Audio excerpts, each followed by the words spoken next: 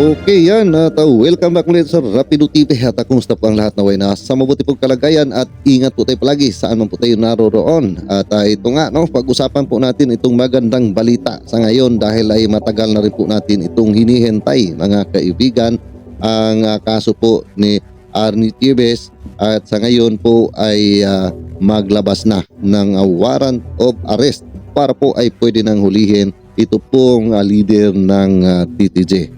Mga kaibigan. So dito po maganda po ito dahil nga ay matagal na hinihintay natin na maglabas po sila ng warrant of arrest laban po dito kay Arnie Tibes. So ito na po ang ating hinihintay at mabigyan na po ng hustisya ang ating pong mga kababayan dyan po sa Negros Oriental na naging biktima po nito pong mga pinagagawa ng leader ng TTJ na si Arnie Tibes. At yan po panoorin muna natin ang video na ito para malaman natin ang lahat po ng detalye sa balitang ito. Ito na nga ng korte si dating Negros Oriental 3rd District Congressman Arnulfo Tebes Jr. Sa apat na payo ng kautusan ng Manila Regional Trial Court Branch 51 nakitaan ng probable cause para ilabas ang e-warrant of arrest laban kay Tebes at apat pang individual na una ng kinasuhan kaugnay ng pagpatay kay Governor Roel Digamo at siyam na iba pa noong buwan ng Marso. Bukod kay Tebes, ipinag-utos na rin ng korte na arestuhin sina Angelo Palagtio, isang alias Gian, Captain Lloyd Cruz Garcia at ni Jel Electona. Una nang sinabi ni Justice Secretary Jesus Crispin Remulla na kapag naglabas na ng e-warrant itong korte kay Tebes, makikipag-ugnayan sila sa United Nations para naman makatulong na madakip agad itong si Tebes na nagdeklara na itong terorista ng Anti-Terrorism Council. Dagdag pa ng kalihim, papaikot-ikot lamang daw itong si Tebes sa Thailand, Cambodia at Timor-Leste na kanyang ginagawang taguan.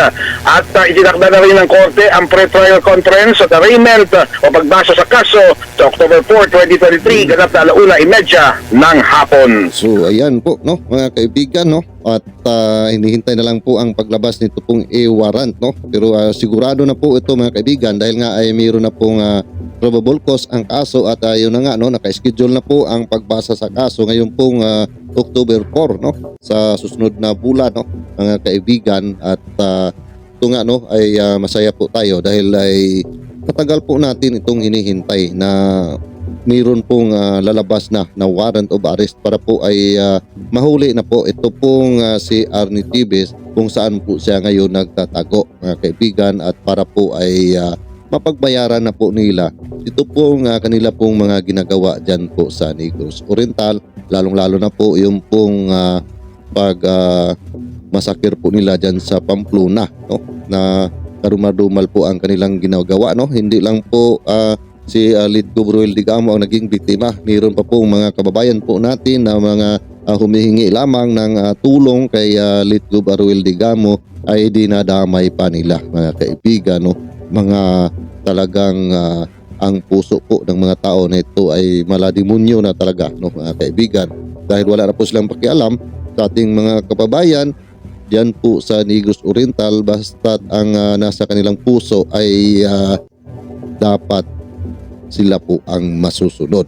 So ayan po kaya ay ito pong pagdeklara na isang teroristang grupo po ito ay makikita naman po natin talaga sa mga pinagagawa nito pong si Arnie Tibes mga kaibigan base na rin po sa ating mga kabayan dyan po sa Negros Oriental na halos lahat po ng kanilang gagawin ay kinukontrola nito pong si Arnie Tibes at kasama pa nga ito raw nga kapatid na si Fried Henry Tibes at yung kanyang mga anak mga kaibigan na talagang yung iba dyan ay napaiyak na lang kahit na pumunta lamang sila sa Kapitulyo hinaharang na sila di ba mga kaibigan so dapat lang po talaga na wala na pong Tibes pa sana na maging mayroon pong katungkulan pa sa nasabi pong lugar na iyan para sa akin lang po mga kaibigan kung ganun lang po naman ang kanila pong mga pinagagawa dyan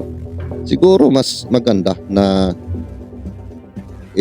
alis na muna sila sa panungkulan po sa nasabi po na probinsya para po maging peaceful na po ang lugar na ito, no? So ayan na nga mga kaibigan, no. Naisip ko lang itong si Attorney Topacio na abogadong nasubrahan sa galing mga kaibigan.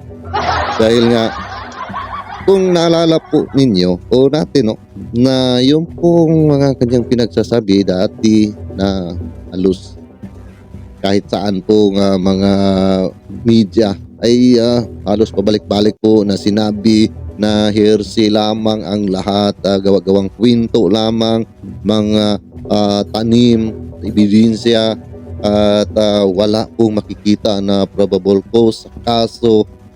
Kaya ayan na, ano kaya ngayon ang masasabi nito pong nasubrahan po sa talino na abogado nito po ni Arnie Chibes mga kaibigan na dito po sa balita, di ba?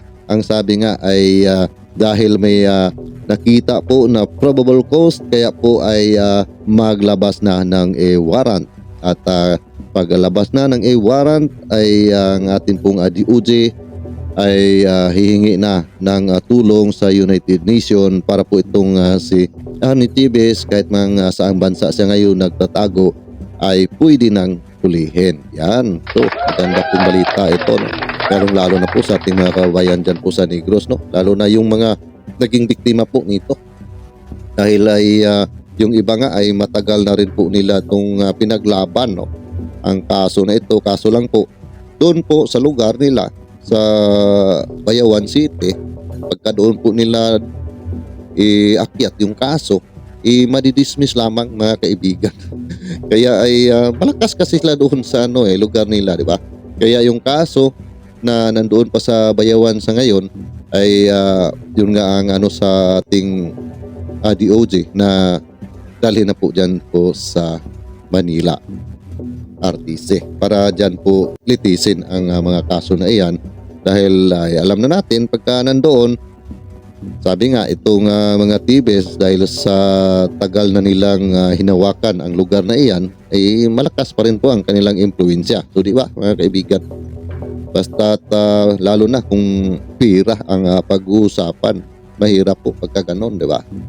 Dahil ang ating ibang mga opisyal dyan, alam naman natin, di ba mga kaibigan? So tama po yan, no, na dapat po dyan po sa Manila RTC litisin po ang lahat na kaso na ito para hindi po ma-impluwensyahan. So ayan, no. At Atty. Topacio, ayan, no. Nasaan ka na? Nasaan ang sinasabi mo na hearsay lamang at walang probable cause na makita dito sa kaso? Kakatawa talaga itong nasubrahan po sa talino na abogado ni Arnie Chibes mga kaibigan. At ito naman pong si Arnie Chibes, di ba? Kung naalala po natin mga kaibigan, dati po ay naghahamon po siya na kasuhan po ninyo ako kung mayroon man pong kaso at haharapin ko yan. So ayan na, uuwi ka na siguro dahil ito na nga, mayroon na pong kaso na mayroon pong probable cause at ilalabas na po ang warrant. Ayan, no? Huwag kang magtatago, harapin mo, matapang ka di ba? At sayang lang yung mga budots-budots mo hindi mo gamitin. Gamitin mo yun doon po sa korte para masiyahan naman po ang judge, di ba? Magaling ka sumayaw kaso matigas lang yung katawan. At yung pagsasayaw mo dyan ay magagamit mo yan doon po sa loob ng kulungan dahil nga ay talagang hinihintay ka na ni Dagol at ni Piryong doon at ni Tibes. Nako, ang tagal na po nilang nilinis yung lugar para saan ka po titira. Kasi mahal ka ni Piryong at ni Dagol kasi di ba?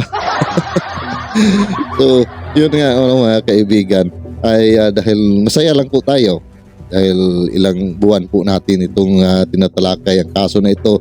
Yun nga ang iba natin dyan na mga kaibigan na palagi pong nanonood sa ating mga ginagawa po dito na mga reaction video yung iba parang nadismaya na dahil nga sa tagal po ng nangyari po na maglabas ng warrant of arrest at yung iba nga ay pinaliwanagan natin na dahil sa due process pero siyempre hindi po natin sila pwede na pilitin na maniwala po sa atin dahil nga ay totoo naman din po no ang mga sinasabi ng ating ibang mga kaibigan diyan na pagka mahirap ang katulad dito na sangkot sa kasong ito na lalo na ganitong klaseng kaso mga kaibigan no ay agad-agad dampot kaagad yan, di ba? Tingnan ninyo yung pong nangyayari sa parang sa Iloilo ata yon, di ba? Isang sundalo po yon, di ba? Yung mga tingkapulisan pumapasok nga doon po sa kanyang bahay na walang dalang warrant of arrest, di ba? O search warrant. So, ayan po no. Ganun po sila pagka ang tao po ay kayang-kaya lang po nila talaga. So, kaya ay hindi ko po pwede na ipaglaban yung aking sinasabi na due process dahil ay tayo din po ay talagang alam po natin na yung mga sinasabing due process ay dyan lang po yan sa may mga talagang kakayanan, no, mga kaibigan. So totoo po naman yan, di ba? Ito lang nga ilang buwan po, di ba? Lalo na yung ibang kaso na galing pa po sa 2019. So ang tagal lang taon na po ang nakalipas, di ba mga kaibigan? Actually ang kaso na yan ay sinasampa na yan dati, no? Pinaglaban na yan ni Attorney Baligod. Kaso lang po doon po sa Bayawan nga ay siyempre panahon po nila yon talagang hawak nila lahat doon po sa nasabi po na lugar sa Bayawan City, di ba? So ngayon dahil nandito na po sa Manila RTC, ayan na, resulta na hindi na po naging sagabal ang pagdaloy po nitong kaso laban po dito kay Arnie Tibes dahil ay tuloy-tuloy po hanggat lumabas po itong warrant of arrest. At si Attorney Topacio at yung si Attorney Panilo, ano na naman kaya ang kanilang sasabihin po dito. Yan po ating hintayin kung sigurado ito, mayroon pong sasabihin ito si Attorney Panilo mga kaibigan dahil ay talagang na-support siya dito kay Arnie Tibes. So ayan at atin po yung hintayin ang mga sasabihin po ni Attorney Panilo dito po sa paglabas nito pong warrant of arrest at baka mayroon na po siyang explanation bakit mayroon pong nakitang probable cause, no? Yan po ay atin po na yung alamin. At hanggang dito lang po muna tayo mga kaibigan, no? At congrats po sa ating lahat, no? Hindi lang po tayo mag-congrats sa ating pong DOJ. Tayong lahat po dahil ay tayo naman po ay nakiisa sa laban po na ito na makamtan ang hustisya ng ating mga kababayan dyan po sa Negros Oriental. Kaya ayan, palakpakan mo rin. So, paki-comment na lang po ang inyong mga public opinion patungkol po dito.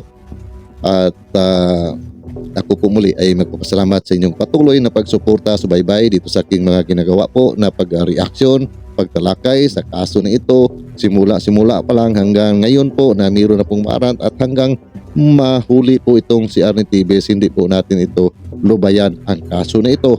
Dahil maganda po kasi pagka mayroon pong mga nagsasalita, mga nag-iingay ay lalo pong makalampag natin po ang atin pong mga nasa gobyerno para po ay talagang aksyonan po ang kaso na ito. Di ba mga kaibigan? So maraming salamat muli at baka nagustuhan po ninyo ang video na ito, paki-like naman po at maaari po ay paki-share na rin.